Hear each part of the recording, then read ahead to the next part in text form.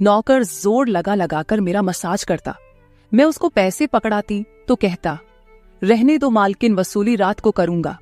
मैं कुछ समझ नहीं पाती। जैसे जैसे वह मसाज करता मुझ पर खुमारी बढ़ती ही जाती और मैं सुकून से गहरी नींद सो जाती। लेकिन एक रात मुझे नींद नहीं आई। मेरे तो होश उड़ गए जब उस रात मसाज करते करते उसने, मेरा नाम दामिनी है, मैं बहुत खूबसूरत थी, इसीलिए शादी से पहले हर दिन मेरे लिए रिश्ता आता था। मैं अपने माँ बाप की इकलौती बेटी थी, इसलिए मेरा बाप चाहता था कि मैं डॉक्टर बनकर उसका नाम रोशन करूं। मगर जब मेरे लिए इतने अच्छे रिश्ते आते थे तो मेरी माँ मुझे कहती कि तुम अपनी पढ़ाई छोड़ दो ताकि मैं तुम्हारी शादी कर दूं। मगर मैं अपनी माँ से कहती थी कि मुझे तो डॉक्टर बनना है। मगर यह सुनकर मेरी माँ को गुस्सा आ जाता था और वह कहती थी कि तुम अभी शादी कर लो, ये डॉक्टर की पढ़ाई बाद में कर लेना। मगर मेरा बाप नहीं मानता था, इसलिए मेरी माँ एक बुजुर्ग बाबा के पास गई और उनसे कहा कि मैं अपनी बेटी की शादी करना चाहती हूँ। मगर उसका बाप नहीं मान रहा। कोई ऐसा ताबीज दो कि उसका बाप शादी के लिए फौरन मान जाए। उस बुजुर्ग ने मेरी माँ से 2000 रुपए लिए और ऐसा ताबीज दिया कि मेरा बाप मेरी शादी के लिए फौरन मान गया। ये रिश्ता दरअसल मेरे बाप के दोस्त ने अपने बेटे के लिए मांगा था और कहा कि आपकी बेटी शादी के बाद भी डॉक्टर बन सकती है। ये सुनकर मेरे बाप ने उससे शादी के लिए फौरन हाँ कह दिया और मैं विदा होकर अपने ससुराल आ गई। मेरे ससुराल वाले बहुत अमीर थे, इसलिए मैं और मेरे पति अलग घर में रहते थे। मेरा पति अपने बाप का बिजनेस संभालता था, इसलिए वह सुबह से शाम तक बिजी रहता था। मैं उसके घर गई तो वहां का ऐशो आराम देखकर मैं चौंक गई। मेरे पति ने मेरी सेवा के लिए कई नौकरानियां रखी हुई थी, मगर उसका एक नौकर धीरे धीरे मेरे करीब आने लगा। उस नौकर ने मुझसे कहा कि मैं यहाँ काफी सालों से काम कर रहा हूँ और आपके ससुराल वाले मुझे बिल्कुल घर के मेंबर की तरह ही समझते हैं। ये सुनकर मैंने भी उसे खास अहमियत देना शुरू कर दी। वह एक दिन मेरे कमरे में आ गया। मैं अभी तक बिस्तर में लेटी हुई थी। उसने मुझे थका थका देखा तो कहने लगा कि आप लेटे रहो, थक गई होगी, अगर आपको ऐतराज ना हो तो मैं आपके पैर दबा दूं। यह सुनकर मैं चौंक गई। मैं खूबसूरत थी, जवान थी, लेकिन मुझे मेरे पति के अलावा किसी मर्द ने नहीं छुआ था और ना ही मैंने किसी नौकर से कभी अपने पैर दबवाए थे। इसलिए मैंने फौरन मना कर दिया, क्योंकि मुझे अच्छा नहीं लगता कि कोई पराया मुझे छुए। यह सुनकर वह चुप हो गया और मेरे कमरे से चला गया। तभी मुझे एहसास हुआ कि मैंने उसकी बात का जवाब बहुत सख्ती से दिया था। शायद वह पहले भी मेरे ससुराल में ऐसे काम करता होगा, मगर मैंने साफ इनकार करके उसका दिल तोड़ दिया था। दरअसल मैं बहुत नरम दिल थी, इसलिए मुझे बाद में अफसोस होने लगा। मैं उसके बारे में सोचने लगी कि यह नौकर तो काफी जवान और खूबसूरत है, मुझे इससे पैर नहीं दबवाना चाहिए था। शायद मेरे पति को यह बात अच्छी ना लगे। अगले दिन भी ऐसा हुआ। नौकर ने यही बात मुझे दोबारा कहा। मैं उस दिन बहुत थकी हुई थी, इसलिए मैंने अपने पैर बिस्तर से नीचे कर लिए और उससे कहा कि तुम मेरे पैर दबा दो। यह सुनकर वह खुश हो गया और उसने मेरे पैर दबाने शुरू कर दिए। वह इतने धीरे धीरे पैर दबा रहा था कि मुझे फिर से नींद आने लगी। ये देखकर वह नौकर कहने लगा, मालकिन, आपको नींद आ रही है, आप बिस्तर पर लेट जाओ, मैं आपके पैर दबाता रहूंगा। मैं जैसे मदहोशी में थी, इसलिए फौरन बिस्तर पर लेट गई। वह नौकर बिस्तर पर आ गया और मेरे पैर दबाने लगा। उसके बाद मुझे होश नहीं रहा और मैं सो गई। मुझे नहीं पता था कि मैं कितने घंटे सोती रही। मेरी आंख खुली तो मैंने देखा कि वह नौकर अभी तक मेरे पैर दबा रहा था। ये देखकर मुझे उस पर तरस आ गया और मैंने हाथ बढ़ाकर अपना पर्स खोली और कुछ नोट निकाले और उस नौकर के हाथ में रख दिए। ये देखकर वह शर्माने लगा। मालकिन, आप मुझे पैसे देकर शर्मिंदा कर रही है, मेरी सैलरी अच्छी है, मुझे इन पैसों की जरूरत नहीं है। यह सुनकर मैंने उससे कहा कि यह पैसे तुम्हारी मेहनत के हैं। यह सुनकर उस नौकर ने मुझसे वह पैसे लिए और मेरे कमरे से निकल गया। मेरा पति रात को देर से आता था, इसलिए मैंने शाम को फिर उस नौकर को अपने कमरे में बुलाया और उसे कहा कि तुम्हारी मालिश से मुझे बहुत अच्छी नींद आती है, इसलिए जब तक मेरा पति घर नहीं आ जाता तब तक तुम मेरे कमरे में ही रहना। शायद नौकर को पैसे का लालच आ गया था, इसलिए वह मेरी बात सुनकर खुश हो गया और कहने लगा, मैं तो आपका मामूली सा नौकर हूं, जैसा आप कहोगे मैं वैसा ही करूंगा। आपके पैर दबाता रहूंगा ताकि आपकी थकान उतर जाए और आपको सुकून मिले। ये सुनकर मैंने उससे कहा कि तुम्हारे हाथों में जादू है, इसलिए तो मेरी सारी थकावट उतर जाती है। एक दिन नौकर ने मुझसे कहा कि आपकी सास भी कभी कभी मुझसे मसाज करवा लेती थी। ये सुनकर मैं चौंक गई। मुझे मेरी सास ऐसी नहीं लगती थी, मगर वह नौकर झूठ बोलने वाला नहीं लगता था। मुझे ससुराल आए 1 महीना होने वाला था, इसलिए मैंने नौकरों को परख लिया था। वह मुझे हर बात सच ही कहता था। मेरे घर में नौकरानियां भी काम करती थी, मगर वह झूठी और बेईमान थी। वह मुझसे जो बात सुन लेती थी उसे पूरे मोहल्ले में मशहूर कर देती थी, इसलिए मैं उन्हें अपने कमरे में नहीं आने देती। ये नौकर इस घर का पुराना नौकर था, इसलिए मैं उस पर भरोसा करती थी। नौकर भी मेरे कमरे में आता था, मगर अपनी नजरें झुकाकर रखता था। वह मेरे जिस्म को हाथ लगाता, मगर उसकी नीयत खराब न थी। ऐसा हर रात होता था। एक दिन मैंने अपने पति से कहा कि जब से हमारी शादी हुई है हम कहीं घूमने फिरने नहीं गए। यह सुनकर मेरे पति ने कहा कि जब से हमारी शादी हुई है तुम भी तो हर वक्त नींद में रहती हो। मैं रात को घर आता हूं तो तुम गहरी नींद में होती हो। दिन को मेरे पास वक्त नहीं होता और रात को मेरे घर आने से पहले तुम सो जाती हो। यह सुनकर मैं अपने दिल में सोचने लगी कि यह सब नौकर की मालिश की वजह से हो रहा था। मेरे पति की शिकायत सही थी। मुझे रोज रात को अपने पति के लिए जागना चाहिए था। उस दिन मैंने फैसला किया कि आज रात जब नौकर मुझे मालिश के लिए कहेगा तो मैं इनकार करूंगी, ताकि मुझे नींद ना आए और मैं अपने पति के आने तक जागती रहूं। शाम हुई तो मैंने नहाकर खुद को खूब तैयार किया और दुल्हन बनकर बिस्तर पर बैठ गई। नौकर मेरे कमरे में आया तो उसने मुझे मालिश के लिए पूछा, मगर मैंने साफ इनकार कर दिया। मेरी बात सुनकर वह कुछ उदास हो गया और वापस चला गया। कुछ देर बाद नौकर मेरे कमरे में आया तो उसके हाथ में दूध का गिलास था। मैंने खाना नहीं खाया था, इसलिए फौरन दूध पी ली और अपने पति का इंतजार करने लगी, मगर मुझे नींद आ गई और मैं सो गई। सुबह में जागी तो नौकर फौरन मेरे कमरे में आया और कहने लगा, मालकिन आपके लिए नाश्ता लेकर आऊं। ये सुनकर मैंने अपने पति के बिस्तर की तरफ देखा, वह खाली था। ये देखकर नौकर कहने लगा, मालिक को जरूरी काम था, वह नाश्ता करके चले गए। ये सुनकर मेरा मूड खराब हो गया। मैं रात भर उसका इंतजार करती रही, मगर वह सुबह होते ही ऑफिस चला गया। मैंने नौकर से कहा कि मेरे लिए चाय ले आओ। नौकर कमरे से बाहर निकल गया। तभी मैंने अपने जिस्म की तरफ देखा तो चौंक गई। रात को मैंने दुल्हन का कपड़ा पहना हुआ था, मगर अब मेरे जिस्म पर कोई और कपड़े थे। मगर मैंने अभी जेवरात पहने हुए थे। मेरा सर भारी होने लगा। मुझे यह सोचकर चक्कर आने लगे कि रात को मेरे साथ क्या हुआ था और मेरे कमरे में कौन था और उसने मेरे साथ क्या किया था। मगर मुझे कुछ याद ना आया। मेरा दिल घबराने लगा और मैंने अपना सर पकड़ लिया। मेरा पूरा जिस्म दर्द कर रहा था, इसलिए नौकर चाय लेकर आया तो मैंने उससे कहा कि मेरा जिस्म दबा दो। यह सुनकर वह बिस्तर पर आ गया और मुझे दबाने लगा। उस दिन मैं देर तक बिस्तर पर पड़ी रही। उस दिन मेरे पति अचानक घर आ गए।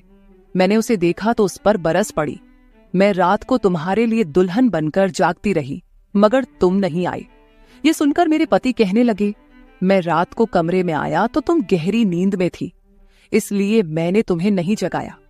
ये सुनकर मैं चौंक गई, मगर मेरे कपड़े किसने बदली किए और नींद पूरी होने के बावजूद मेरा जिस्म क्यों दर्द कर रहा है।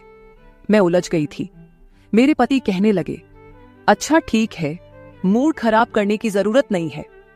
मुझे आज रात एक काम के सिलसिले में बाहर जाना है, इसलिए देर हो जाएगी, मगर अभी मेरे पास 3-4 घंटा फ्री है।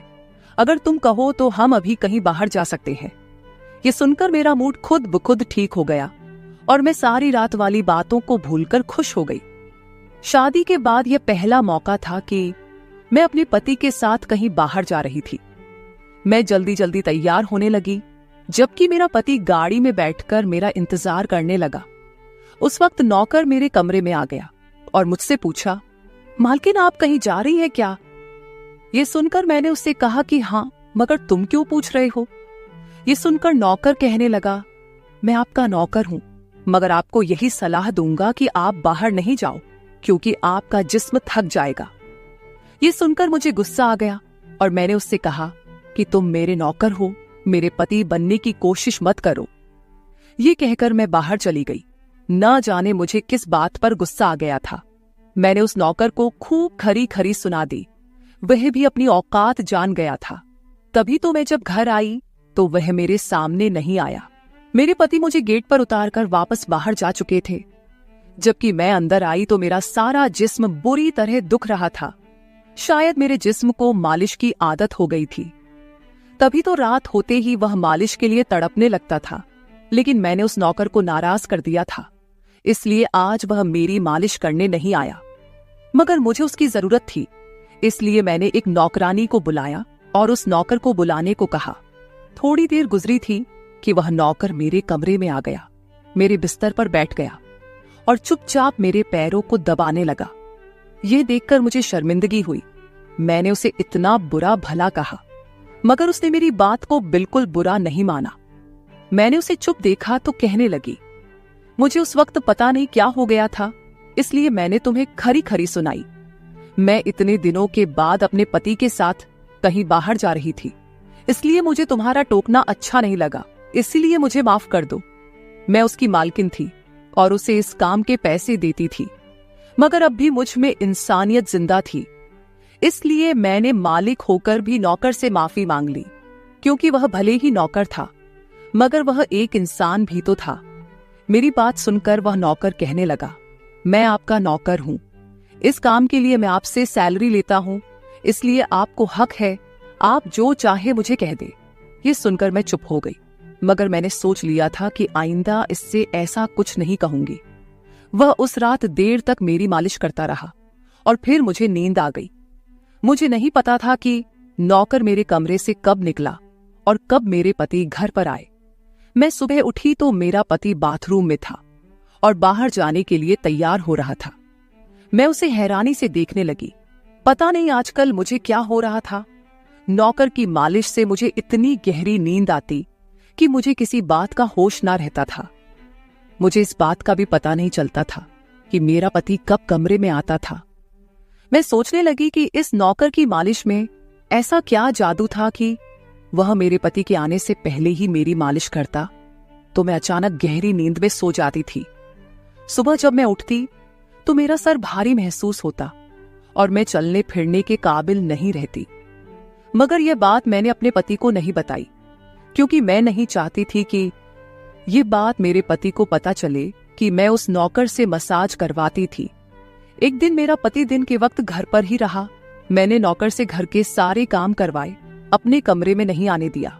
नौकर भी घर के सारे काम करता रहा और मसाज वाली बात किसी के सामने अपने मुंह से नहीं निकाली। मैं भी चाहती थी कि यह बात किसी को पता ना चले।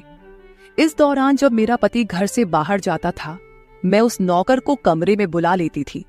मगर एक दिन मेरा पति अचानक ही घर आ गया और मैं कमरे में थी। यह देखकर मैं बहुत घबरा गई और सोचा कि पति के आने से पहले नौकर को भगा दूं। मगर यह नौकर भी बड़ा समझदार था। मेरे पति के आने से पहले दूसरे काम पर लग गया और मेरे पति को कुछ पता नहीं चला। मैं मसाज घर की नौकरानियों से भी करवा सकती थी, मगर उस नौकर के हाथ में क्या जादू था कि मैं उसे हर रोज अपने कमरे में बुला लेती थी। मुझे पता नहीं क्या हो जा रहा था। जिस रात मैं नौकर से मसाज नहीं करवाती थी, उस रात मेरे पूरे जिस्म में दर्द हो जाता था। सुबह मैं जागती तो मेरा सर भारी हो जाता था और मुझे थकान भी हो जाती थी। एक रात मैंने नौकर से मालिश करवाई और गहरी नींद सो गई। सुबह मेरी आंख खुली तो फिर से मेरे कपड़े चेंज हो चुके थे। ये क्या माजरा था? ऐसा कौन करता था? क्या मेरा पति मेरे साथ ऐसा कर रहा था? मैं सोच में पड़ गई। मैंने शीशे के सामने जाकर देखा तो चौंक गई। मेरे पूरे जिस्म पर लाल निशान पड़ गए थे। यह कैसे निशान थे? मैं अपने जिस्म पर हाथ फेरने लगी। मैं जैसे उस निशान को मिटाना चाहती थी, मगर ऐसा ना हुआ। अगले दिन फिर मैंने अपने जिस्म को देखा कि निशान खत्म होने के बजाय फैलने लगे थे। मैं घबरा गई। तभी मेरे कमरे में नौकर आ गया और उसने मुझे मालिश को कहा, मैं उस निशान को छुपाना चाहती थी, इसलिए उसे कहा कि आज तुम सिर्फ मेरे पैर दबा दो। उसने मुझसे कुछ नहीं पूछा, मगर मैं अंदर ही अंदर डर रही थी। किसी दिन मेरे पति ने यह निशान देख लिए तो मैं उसे क्या जवाब दूंगी। मैं ये सोच सोचकर थक चुकी थी, इसलिए मैंने तकिए पर पैर रख दिए। नौकर मेरा मसाज करने लगा। मेरी आंखें नींद से बंद होने लगी थी। तभी मुझे नौकर ने ऐसी बात कह दी जिसे सुनकर मेरे होश उड़ गए। उसने मुझसे कहा, मालकिन आप मुझे बहुत अच्छी लगती हो। मेरी आंखें बहुत बोझल होने लगी थी। मुझे उसकी बात समझ नहीं आई और फिर मैं गहरी नींद सो गई। सुबह मेरी आंख खुली तो मेरा पति भी बिस्तर में लेटा हुआ था। मेरा सर भारी हो रहा था और जिस्म दर्द से छूट रहा था, मगर उसके बावजूद मैं अपने पति के करीब गई और उसे धीरे से उस निशान के बारे में बता दिया। मैंने सोचा कि यह निशान बढ़ रहे थे, इसलिए मुझे यह बात अपने पति को बता देनी चाहिए। यह सुनकर मेरे पति ने मेरे जिस्म से कपड़ा हटाया तो वह उछल पड़ा। वह मुझसे दूर हो गया और कहने लगा, तुमने मुझे धोखा दिया है, बेवफाई की है और तुम्हें उसी की सजा मिली है। यह कोई बीमारी नहीं है, बल्कि तुम्हारा गुनाह है। मुझ में क्या कमी थी जो तुमने दूसरा मर्द तलाश कर लिया। मैं काम में बिजी था, मर तो नहीं गया था कि तुमने एक और चक्कर चला लिया। यह सुनकर मैं हक्का बक्का रह गई। मैंने उससे कहा कि यह आप कैसी बातें कर रहे हैं, मैं बेकसूर हूं। मगर मेरा पति हंसने लगा और कहने लगा, ये निशान बता रहे हैं कि तुम गुनहगार हो, इसीलिए मेरे घर से निकल जाओ, मैं तुम्हें तलाक के पेपर भेज दूंगा। उसने मुझे धक्के मार मार कर घर से निकाल दिया। मैं रोते हुए अपने माँ बाप के घर आ गई और उन्हें अपनी बेगुनाही का यकीन दिलाया। वह मेरे अपने थे, इसलिए उन्होंने यकीन कर लिया। उन्होंने कहा कि वह मेरे पति से बात करने जाएंगे, मगर उनके जाने से पहले ही तलाक के कागज आ गए और मेरी हंसती मुस्कुराती दुनिया उजड़ गई। मैं इसका जिम्मेदार किसको ठहराती? कोई भी तो नहीं था। मैं कई दिनों तक रोती रही। मुझे ऐसा लगने लगा था जैसे मैं मरने वाली थी। एक दिन मेरी माँ मेरे कमरे में आई और कहने लगी कि तुमसे कोई मिलने आया है। मैं भागकर गई कि शायद मेरे पति आए हो, उसे मेरी बेगुनाही का एहसास हो गया हो। मगर वहां मेरा पति नहीं था, बल्कि वही नौकर था जो उसके घर काम करता था। मैंने उसे आने का कारण पूछा तो वह कहने लगा, मैं आपके उन निशानों के बारे में जानता हूं। यह सुनकर मैं चौंक गई। मैंने उसको कसकर पकड़ा और उसकी शर्ट का बटन एक झटके से खोल दिया। मुझे अब समझ आया कि मेरे पति ने मुझ पर इतने गंदे इल्जाम क्यों लगाए थे। ये कहकर मैंने नौकर के सीने पर मुक्के मारने शुरू कर दिए। मैंने कहा, ये निशान मेरे जिस्म पर कैसे आए? तुमने मसाज के बहाने मेरे साथ क्या क्या किया था? मुझे सच सच बताओ। ये सुनकर नौकर ने मेरे दोनों हाथ पकड़ लिए और कहने लगा, मेरा नाम राजेंद्र है और मैं तुम्हारे साथ यूनिवर्सिटी में पढ़ता था, मगर मुझे तुमसे प्यार हो गया। मैं भी डॉक्टर बनना चाहता था और मैंने सोचा था कि जब हम दोनों डॉक्टर बन जाएंगे तो मैं तुम्हारे बाप से तुम्हारा हाथ मांग लूंगा। मगर एक दिन तुम्हारी सहेली की जुबानी मुझे पता चला कि तुम्हारी माँ तुम्हारी शादी जल्द करना चाहती है, इसलिए मैंने डर कर तुम्हारे घर रिश्ता भेजा। मगर तुम्हारे बाप ने इनकार कर दिया और कहा कि मैं अपनी बेटी की शादी तब करूंगा जब वह डॉक्टर बन जाएगी। इसलिए मैं टेंशन फ्री होकर अपनी पढ़ाई करने लगा। मुझे एक हफ्ते के लिए अपने कजिन की शादी के लिए शहर से बाहर जाना पड़ा। तभी तुम्हारी शादी हो गई। वह यह सब मुझसे कह रहा था और मैं चुपचाप उसे देख रही थी। जब मैं वापस आया तो मेरी मोहब्बत किसी और की दुल्हन बन चुकी थी। मैं तुम्हारे प्यार और दीवानगी में तुम्हारे ही घर का नौकर बन गया ताकि मैं तुम्हारे करीब रह सकूं। मैं तुम्हारे करीब आना चाहता था, इसलिए मसाज के बहाने तुम्हारे कमरे में आ जाता था और रात को तुम्हारे दूध में बेहोशी की दवा मिला देता था ताकि तुम सोती रहो और तुम्हारा पति तुम्हारे करीब ना आ सके, क्योंकि तुम मेरी थी। मैं तुम्हें किसी और के करीब नहीं देख सकता था। ये सुनकर मैं हक्का बक्का रह गई। क्या तुमने मेरे साथ कभी कुछ गलत किया? ये सुनकर उसने मेरा हाथ अपने सर पर रख लिया और कहा, मैं तुमसे प्यार करता था, इसलिए तुम्हारी इजाजत के बगैर मैं तुम्हारे साथ कुछ नहीं करना चाहता था। ये सुनकर मैंने उस निशान की तरफ इशारा किया जो हम दोनों के जिस्म पर थे। ये सुनकर वह हंस दिया और कहा कि मैं डॉक्टर हूं और यह सिर्फ इन्फेक्शन है।